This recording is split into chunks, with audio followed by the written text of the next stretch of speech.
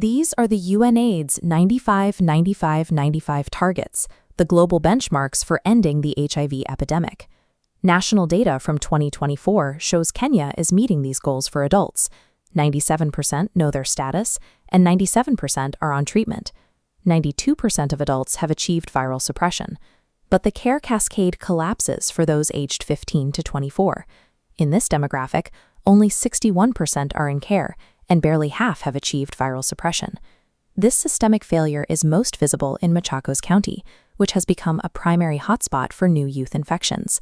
Adolescents and young people now account for 47% of all new HIV infections in Machakos, a transmission rate that significantly exceeds the national average. Health administrators typically view these numbers as a failure of education. The assumption is that if youth aren't using voluntary counseling and testing services, it must be because they don't know those services exist. Relying on the patient ignorance theory is an administrative trap.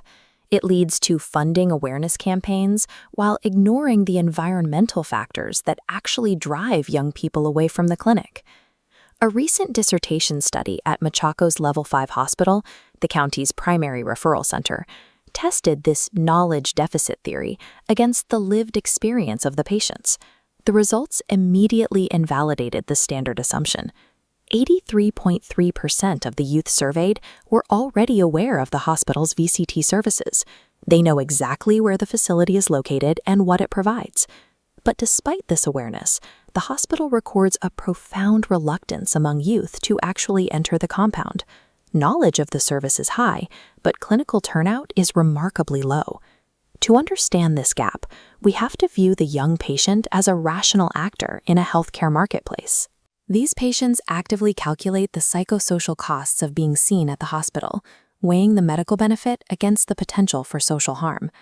The absence of youth from these clinical rooms represents a calculated avoidance of a high-barrier service marketplace. Machakos Level 5 Hospital is officially designated as youth-friendly, but that label often fails to survive the reality of the hospital's architecture. This is a policy practice gap, where an administrative mandate is undermined by the physical design of the building. This gap is maintained by a trifecta of failure, starting with the most immediate barrier, a total lack of structural privacy. As a major referral center, the hospital is a high-traffic public environment. Standard operations occur in open, visible areas designed for medical efficiency rather than patient anonymity. This layout maximizes the fear of being seen by peers or family members. For a young person, walking through a crowded outpatient department to reach a VCT sign is a high-risk social act. The data confirms this deterrent. Half of all youth surveyed at the hospital reported feeling explicitly uncomfortable or hesitant to enter the VCT clinic due to these privacy concerns. This lack of anonymity acts as a structural blockade. It stops the patient before they ever have the chance to speak with a doctor. When treating a stigmatized condition, requiring physical visibility is a functional denial of access. Patients who do manage to overcome the structural barrier often face the second node of the trifecta, provider-level attitudes. There is a documented role conflict in many public hospitals, where staff struggle to balance professional objectivity with a perceived need to act as a disciplinarian toward younger patients. While most staff are professional, 16.7% of youth reported fear of judgment. That's a 1 in 6 chance of encountering a hostile provider. In preventative health, this chance of facing judgment is an unacceptable risk, ensuring the clinical relationship is fractured before it begins.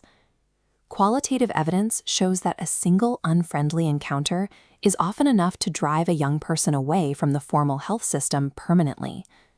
Perceived provider judgment transforms a medical consultation into a psychosocial threat. These fears lead to the final node of the trifecta, a crisis of psychosocial trust regarding data security. For an adolescent, the stakes are absolute. There is a pervasive fear that if a positive HIV result is leaked, it will lead to immediate ostracization by their community. This fear is backed by a lack of confidence in the system. Only 58.3% of the youth surveyed fully trust hospital staff to keep their results secure, meaning over 40% harbor active doubts about the confidentiality of their medical records. When we combine these factors, we see a service model that forces the patient through a gauntlet. They must navigate a public location, risk a judgmental provider, and entrust their most sensitive information to a system they don't fully trust. This combination of structural and psychological barriers creates an environment that is objectively hostile to the consumer. Avoiding the hospital VCT is a self-protective and logical response for any young person prioritizing their social survival.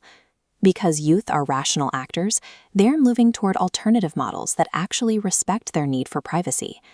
The Machachos Youth Drop-In Center, or DIC, serves as a proven countermodel to the failing hospital system.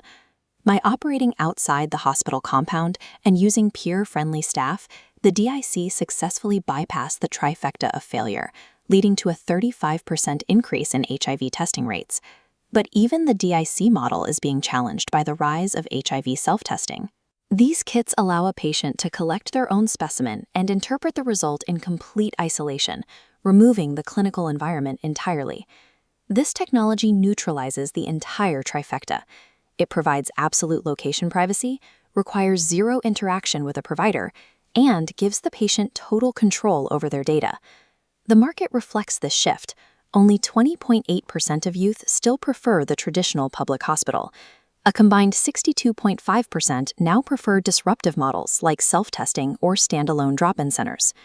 Hospitals are rapidly losing their role in preventative testing because they have failed to compete on the primary currency of youth healthcare, absolute privacy. The Machachos study provides a clear directive for how these large institutions must adapt to survive.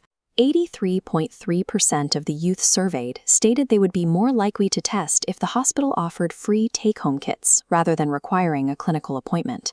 The traditional in-person VCT model is now obsolete for the youth demographic.